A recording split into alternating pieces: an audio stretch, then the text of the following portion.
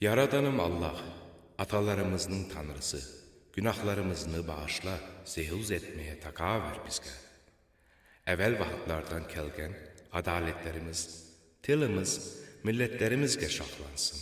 Amin. Yaradanım Allah, bu kırımçak evimizde er doğmuş adam, dost, arkadaş, inan islanç tapsın. Bu kara kıyın günleri çekmeye yardım et bizge. Yarıq yol çaşlı baxtlı günler görmeye. Kısmet olsa balalarımız, ahtıqlarımız çaşçıl yaşarlar. Daha güzel günler görsünler. Amin. Yaxşı fikirlər və bizgə ölgənləri anmağa, qadeş etməyə rahmetli.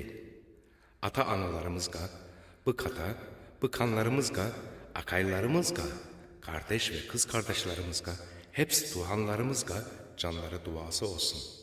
Ölgenlere rahmet, sağ kalkanlara merhamet. Amin.